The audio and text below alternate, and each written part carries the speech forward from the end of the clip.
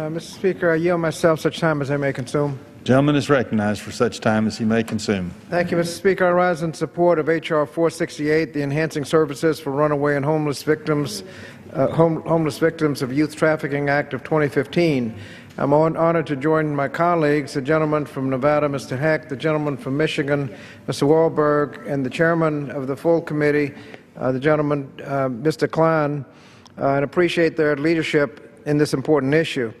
Our bill makes important changes in the Runaway and Homeless Youth Act so that victims of sexual exploitation and trafficking can get more of the help that they need. We know that trafficking and youth homelessness are often affecting the same populations. Young people that have run away or are homeless are particularly vulnerable to sexual exploitation and trafficking, and programs targeted towards runaway and homeless youth should be simultaneously equipped to support victims of trafficking when there is such an overlap.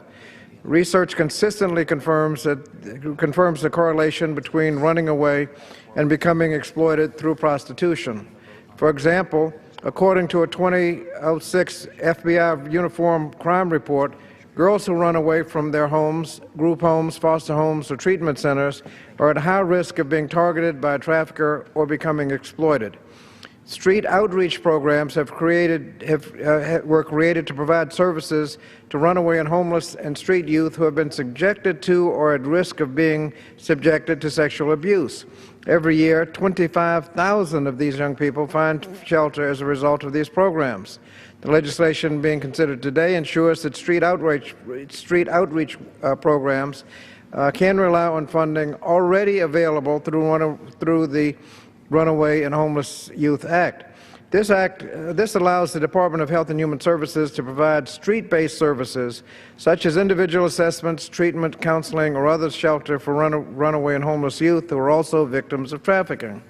Additionally, the bill authorizes states, organizations, and other entities to use Runaway and Homeless Youth Act research grants for staff training to work with these young victims.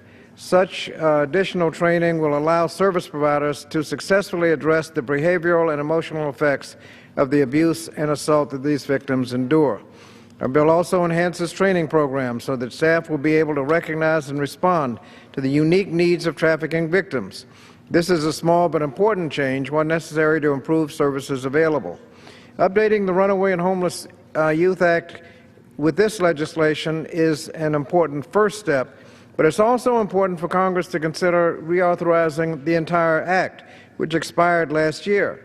In the 113th Congress, the Senate Judiciary Committee approved a bipartisan reauthorization bill that would provide other critical supports to runaway and homeless youth, including extending time for safe and appropriate shelter, establishing performance standards for assistance programs, and strengthening data collection, and ensuring that adequate resources for all runaway and homeless youths are available.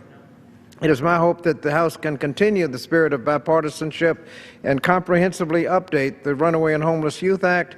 Our nation's most vulnerable youth need us to come together and work together on their behalf. But meanwhile, Mr. Chairman, I encourage all of my colleagues to support the legislation, and I reserve the balance of my time.